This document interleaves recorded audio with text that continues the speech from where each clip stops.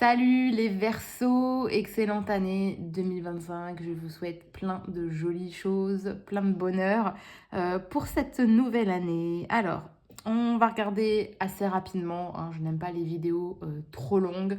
Je ne fais pas mois par mois parce que je n'y crois pas. Voilà, c'est mon avis qu'on n'a pas demandé.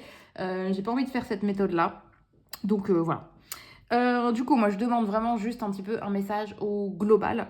À quoi va ressembler un petit peu votre année 2025. Quelques petits mots-clés. On fera des cartes sentimentales. Et voilà. Et je vous dis un petit peu ce qui me vient. Mais voilà, ça reste assez succinct parce que les énergies peuvent changer. Ok. Là, moi, dans ce que je capte, dans ce que je demande, c'est quelles sont les énergies, quel est finalement, qu'est-ce qui est le plus probable pour vous dans les énergies dans lesquelles vous vous trouvez. Mais demain, votre énergie, elle change, du coup, tout change. Vous voyez ce que je veux dire? Donc, c'est pour ça que j'aime pas forcément le mois par mois. Mais bon, bref. Chacun sa méthode. Verseau, eh bien, vous allez faire des jaloux. Voilà, là, je vous ai tiré une carte. Jalousie, convoitise, sournoiserie. Alors, pour certains cas, il y a peut-être des Verseaux qui sont, eux, peut-être dans la jalousie. Peut-être. Mais je pense que c'est quand même une petite partie. Ok. J'ai plus l'impression que vous allez susciter la jalousie parce que vous avez fait beaucoup de chemin sur vous-même, vous avez beaucoup travaillé et la vie vous sourit en fait. C'est normal. Et pour certaines personnes, il va y avoir une belle rencontre, hein. Donc là, je vous spoil un peu, mais vous voyez, bon, on voit là on voit le grand amour et on a eu Cupidon. On a eu, oui, pour les Verseaux, c'est bon, c'est pour cette année. Cupidon, il va décocher une de ses flèches. 1 à 3 mois, bon, pourquoi pas. Je vous laisse la carte parce qu'elle est sortie et que je vous montre. Même si moi, je n'aime pas forcément les notions de temps.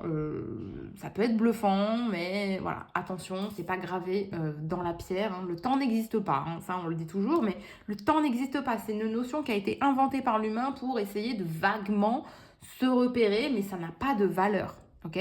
Euh, du coup, c'est comme si vous avez peut-être demandé l'aide de l'univers, l'aide de vos anges, effectivement, de quelque chose de plus grand, de quelque chose qui nous dépasse, et vous avez été entendu. Ok. Le grand amour arrive dans votre vie, ça y est, c'est pour vous, mais du coup, voilà, ça va peut-être un peu faire grincer des dents certaines personnes, parce que oui, l'humain est parfois comme ça. Le bonheur des uns bah, nous rappelle peut-être que nous, bah, on n'est peut-être pas si heureux que ça et qu'on aimerait bien avoir bah, ce qu'on n'a pas, etc.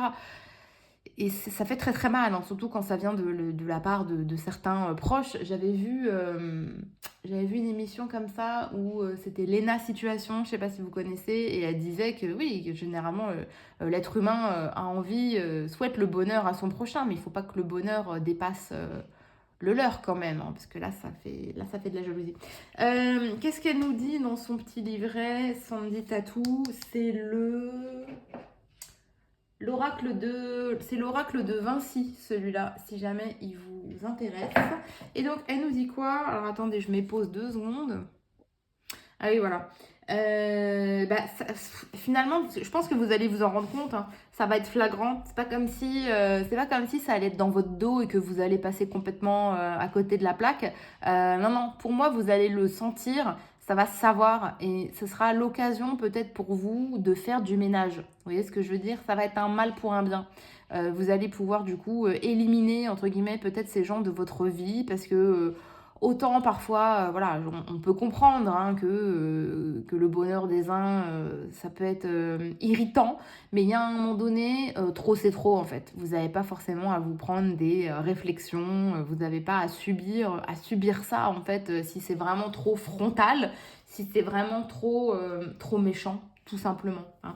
Je vois bien, oui, certaines personnes qui pourraient critiquer votre nouveau partenaire pour rien en fait.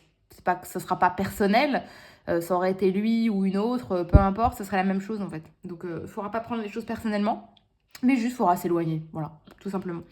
Donc ne pas avoir peur justement bah, de la blessure, du rejet slash abandon quoi, hein. Il va falloir effectivement être armé pour ça, pour faire du tri.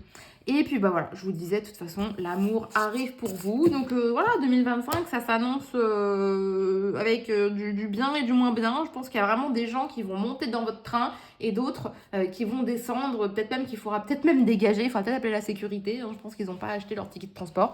Donc bon voilà, on rigole. Mais voilà, pour 2025, la grosse ligne, on va dire, le gros truc. Évidemment, il se passera d'autres choses, hein. Là, on y va de façon un peu succincte, comme j'ai dit.